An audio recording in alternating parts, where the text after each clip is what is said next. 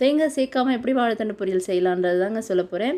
So இதுக்காக வாழைத்தண்டு முதல்ல எடுத்துக்கலாம், க்ளீன் பண்ணி எடுத்துக்கலாம். கட் பண்ணுறது தாங்க இது கொஞ்சம் கஷ்டமான வேலையாக எல்லாருக்கும் தெரியும். பட் நீங்கள் ஒரு 2-3 தடவை இது சாப்பிட்டு பாருங்களேன். செய்து சாப்பிட்டு பார்த்தீங்கனாலே உங்களுக்கு நல்லாவே சேஞ்சஸ் தெரியும். நானும் உங்களை மாதிரி தாங்க, சுத்தமாக வாழைத்தண்டு பிடிக்காது. கிட்னியில் ஸ்டோன் மாதிரி ஃபார்ம் ஆனதுனால சாப்பிட ஆரம்பிச்சாச்சு. இப்போ எங்கள் வீட்டில் எல்லாருமே விரும்பி சாப்பிட்றாங்க. ஸோ நான் எப்படி செய்கிறேன்றது தான் உங்களுக்கு காட்ட போகிறேன். இது அழகாக இந்த மாதிரி கட் பண்ணி எடுத்துக்கலாம்.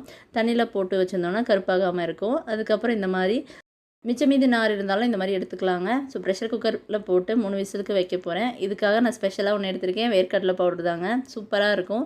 ஸோ வெங்காயத்துக்கு கூட வாழைத்தண்டை எடுத்து போட்டுட்டு சாம்பார் பவுட்ரு இல்லைன்னா மிளகாய் பொடி சேர்த்துட்டு உப்பு லைட்டாக சேர்த்து கலருக்காக லைட்டாக மஞ்சத்தூள் சேர்த்துட்டு கடைசியாக நம்ம ரெடி பண்ணி வச்சுருக்கிற வேர்க்கடலை பவுடர் தூவி விட்டு கொஞ்சம் நேரம் மூடி போட்டு எடுத்துகிட்டு பார்த்தீங்கன்னா செமையாக இருக்கும். முக்கியமாக இது ரசம் சாதத்தோட சூப்பராக இருக்குங்க. செம டேஸ்ட்டாக இருக்கும். கண்டிப்பாக சாப்பிட்டு பாருங்கள்.